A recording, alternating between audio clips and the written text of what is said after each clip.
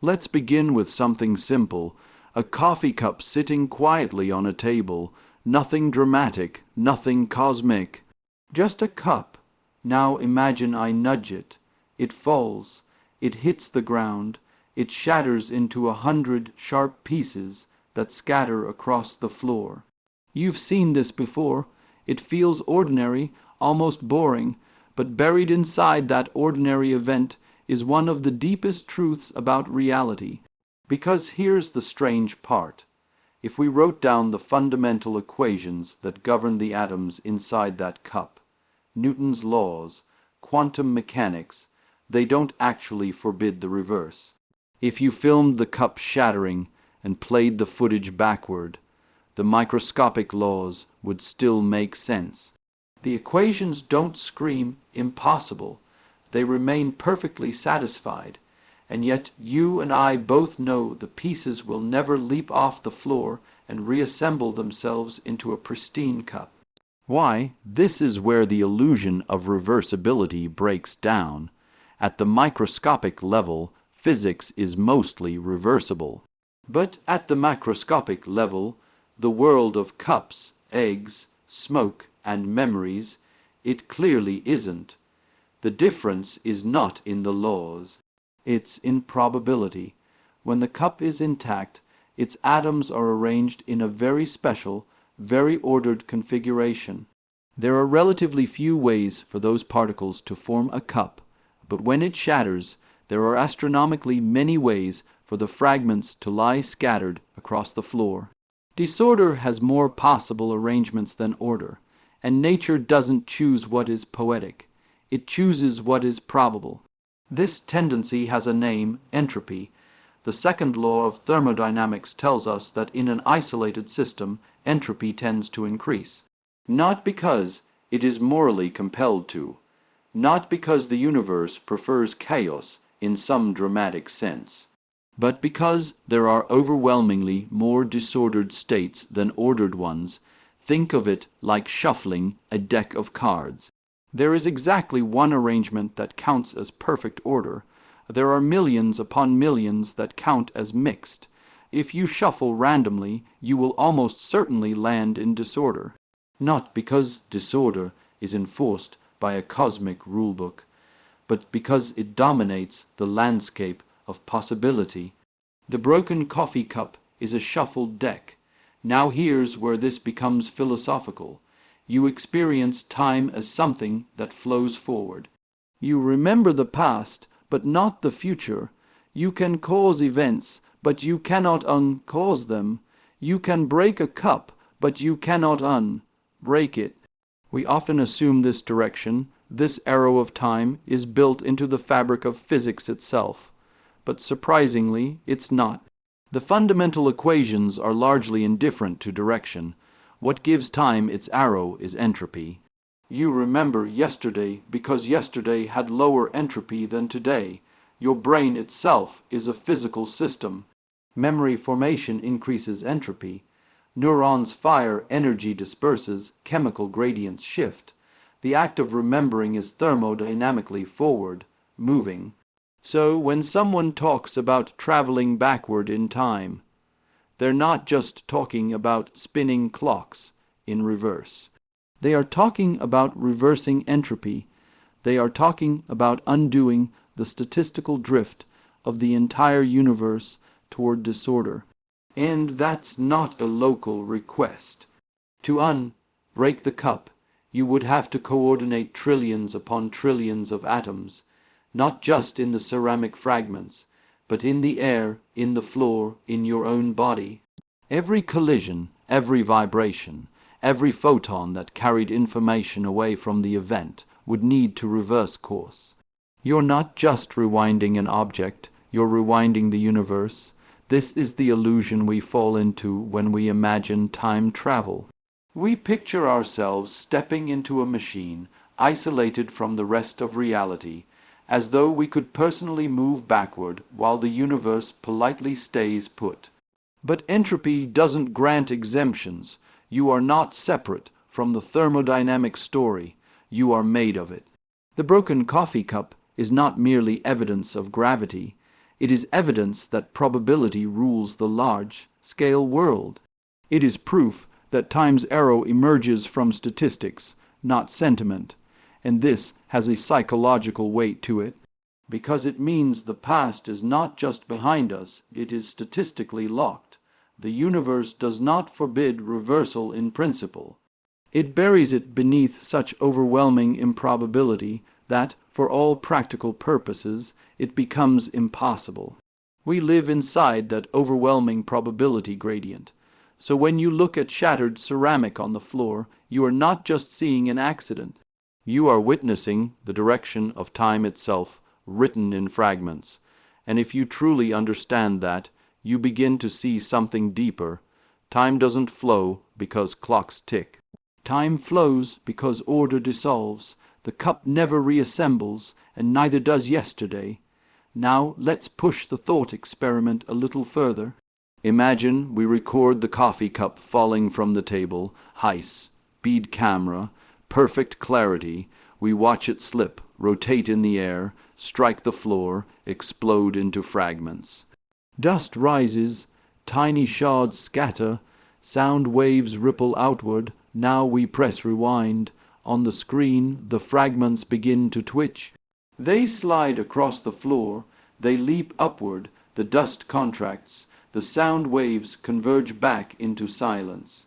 The shards snap together midair, forming a flawless cup that lands gently on the table.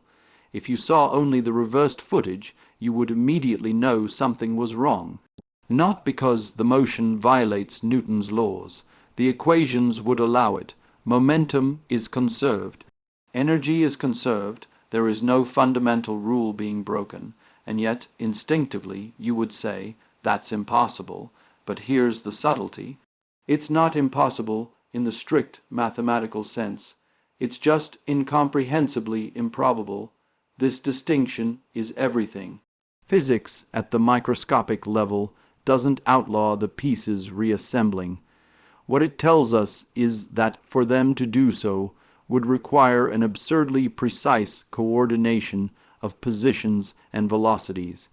Every atom would need to be moving in exactly the right direction, at exactly the right speed, colliding at exactly the right angles. Not approximately, perfectly. The probability of that happening spontaneously is so small that, for all practical purposes, we call it zero.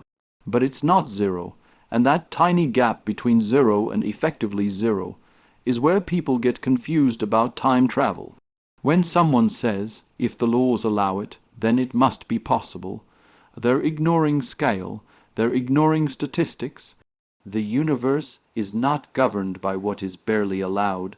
It is governed by what overwhelmingly dominates. Think of it like this. If you release a drop of ink into a glass of water, it spreads out. The molecules disperse. The water becomes tinted evenly.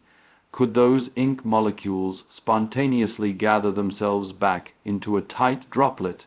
The laws don't forbid it, but the number of mixed arrangements is astronomically larger than the number of unmixed ones.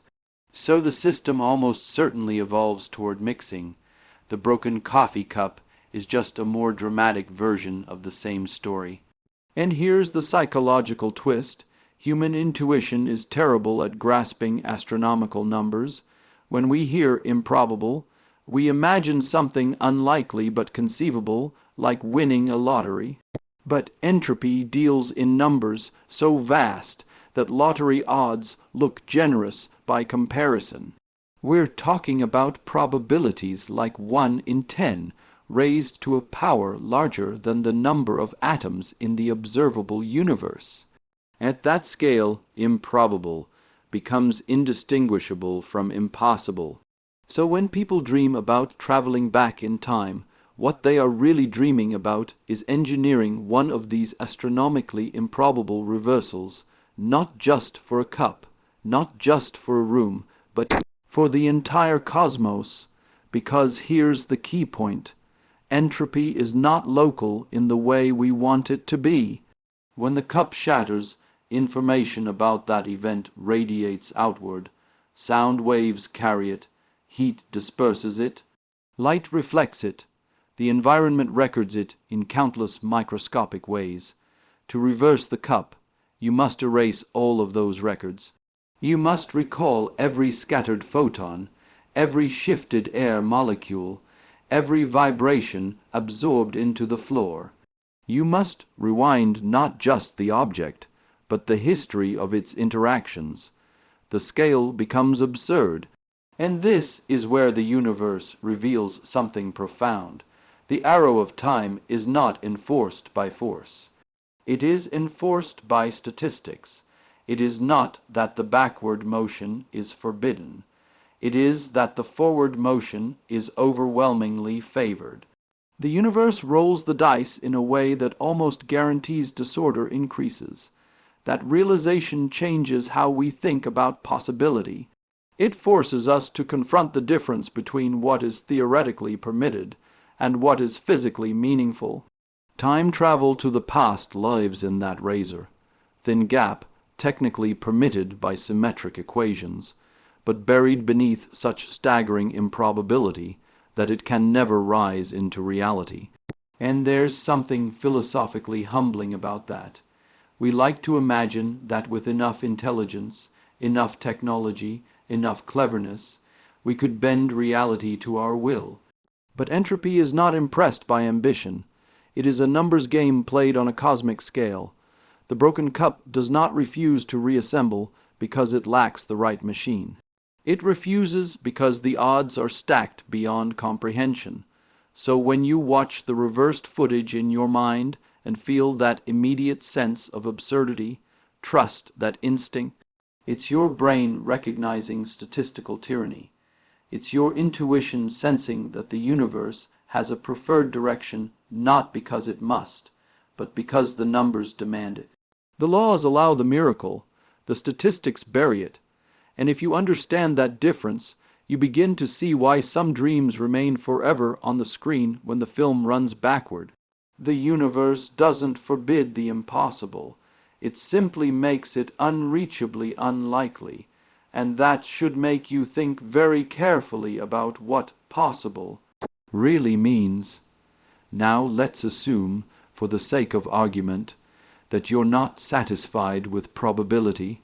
You say, fine, it's unlikely, but what if we build a machine powerful enough to force the reversal? What if we engineer time travel deliberately? That's where the problem becomes even deeper. Because reversing a broken coffee cup isn't just about pushing fragments back together. It's about lowering entropy. And lowering entropy in any meaningful way requires something extraordinary. You must create a state of the universe that is more ordered than the one you currently inhabit. That's not a local repair job. That's a cosmological rewrite. When the cup shattered, the increase in entropy wasn't confined to the ceramic. Energy dispersed into the floor as heat, sound waves propagated outward, air molecules were displaced in complex patterns. Light scattered and carried information away at the speed of causality. The event imprinted itself onto the surrounding world. Entropy didn't just increase in the cup, it increased everywhere the consequences of that event reached. So if you want to travel to the past, to a moment before the cup broke, you're not simply asking to rearrange fragments. You're asking to reverse every single interaction that followed, every ripple, every thermal fluctuation, every microscopic exchange of energy. And here's the uncomfortable truth. You are part of that chain. Your eyes saw the cup fall, neurons fired in your brain, chemical gradients shifted, proteins changed configuration. Memory was encoded. Your body physically recorded the event. That means reversing the cup requires reversing you. Every neuron would need to unfire. Every synaptic change would need to revert. The physical trace of the memory would have to disappear. Not erased in the way we delete data, but undone as if it never occurred. You cannot stand outside the thermodynamic story and manipulate it like a video editor. You are written into the script, and this is where cosmology enters the conversation. The reason time has a direction at all is because the early universe began in a state of extraordinarily low entropy. That's not a poetic statement, it's a measurable fact. The Big Bang was not chaotic in the way explosions are chaotic. It was highly ordered in a gravitational sense. Matter was distributed with remarkable smoothness. The cosmic clock began in a special configuration. From that initial condition, entropy has been rising ever since. Stars form, burn fuel, radiate energy. Structures emerge temporarily, but always at the cost of greater disorder elsewhere. The universe as a whole moves toward higher entropy, toward equilibrium. So when someone proposes traveling backward in time, what they're implicitly proposing is the creation of a lower entropy state than the one currently existing. Not just locally, but globally, they are proposing to re-establish a past boundary condition of the universe. That's not engineering, that's cosmological surgery, and here's the philosophical weight of it. The arrow of time is not an external feature you can step around. It is the statistical consequence of the universe's birth. To reverse time, you would need to reverse the thermodynamic gradient that has been unfolding for 8 billion years. Imagine trying to gather all the smoke from every extinguished candle, every burned star, every dissipated flame, and compress it back into pristine fuel. That's the scale of the task. Even if you could construct a wormhole, even if space-time geometry allowed shortcuts, you still face the entropy problem. Geometry alone does not erase thermodynamic history. A tunnel through space-time does not rewind the statistical state of the cosmos. You cannot isolate yourself from entropy, because entropy defines the direction in which isolation even makes sense. And psychologically, this is hard to accept. We are used to solving problems by isolating variables. If a machine breaks, we repair the part. If a room is messy, we clean it. We imagine time travel as a similar engineering challenge, difficult, yes, but ultimately technical. But entropy is not a mechanical flaw. It is the statistical signature of existence. It is woven into every interaction. To travel to the past, you would need the entire universe to cooperate in reversing its own gradient of disorder. Every galaxy, every particle, every photon streaming across intergalactic space. The request is not ambitious. It is absolute, and this reveals something profound about our place in reality. We are not external observers riding along a timeline that can be redirected. We are thermodynamic processes unfolding within a larger thermodynamic process. Our thoughts, our memories, our identities, all of it depends on entropy increasing. If entropy stopped increasing, life as we know it would not function, memory would not form, causality would blur. The very asymmetry that allows meaning to exist would dissolve. So the dream of traveling backward is, in a sense, a dream of erasing the very conditions that allow us to dream. The broken coffee cup is not just debris on the floor.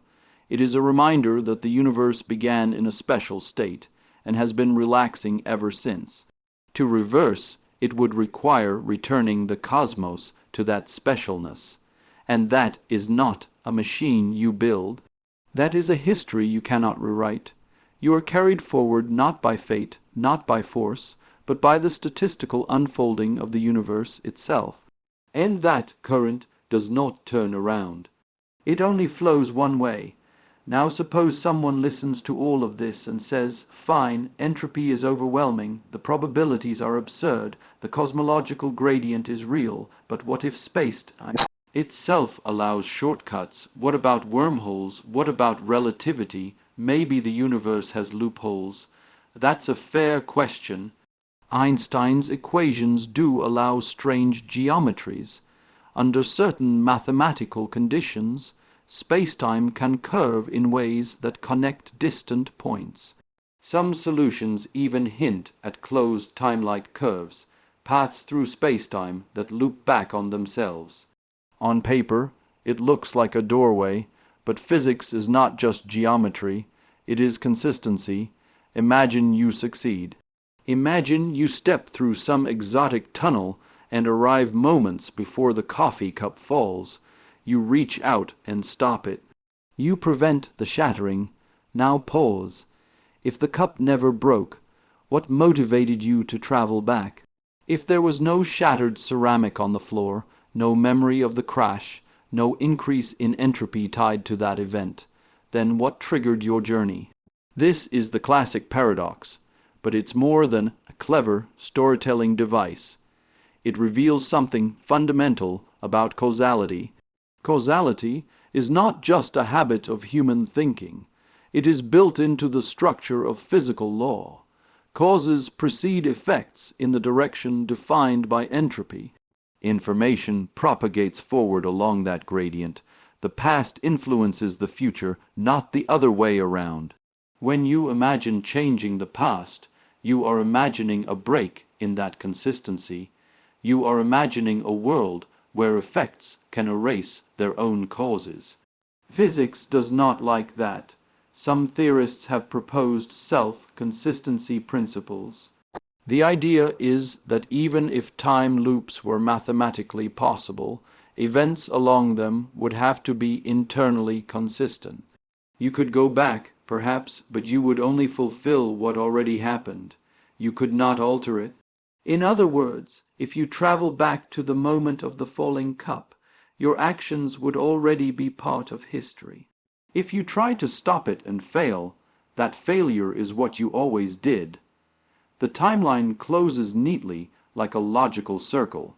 Notice what this implies. Even in the most generous interpretation of time travel, causality protects reality.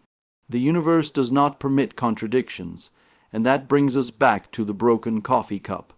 The shattered pieces on the floor are not just evidence of entropy. They are records. They are physical imprints of what occurred. The floor absorbed energy. The air carries faint thermal traces. Your brain contains neural patterns encoding the memory. Reality is layered with documentation. To undo the event is not simply to move objects. It is to erase records, and erasing records without leaving further records is logically treacherous. Every act of intervention creates new consequences, new information, new entropy. You cannot subtract an event from the universe without adding another. This is where thermodynamics and causality converge. Entropy gives time its direction. Causality gives events their coherence along that direction. Together, they form a kind of protection mechanism. It's not that the universe shouts, "No time travel allowed." It's subtler than that. It arranges itself so that contradictions cannot survive. Any attempt to reverse the arrow collides either with astronomical improbability or with logical inconsistency. And there's a psychological lesson hidden in this. We are fascinated by the idea of going back, fixing mistakes, rewriting conversations, preventing losses. There's a deep emotional pull to the fantasy. It promises control over regret. But the physics suggests something humbling. The past is not a draft. It is a completed thermodynamic process. It is woven into the fabric of everything that followed. When the cup breaks, the universe adjusts. When a word is spoken, sound waves ripple outward irreversibly. When a choice is made, it propagates through countless chains of cause and effect. You cannot remove the ripple without disturbing the ocean. Relativity does allow a kind of time travel forward. Move fast enough, linger near strong gravity, and you can leap into the future relative to others. That's not fantasy.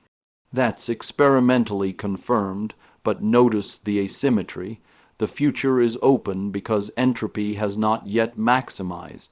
The past is closed because its entropy has already been written. The broken coffee cup is a boundary marker.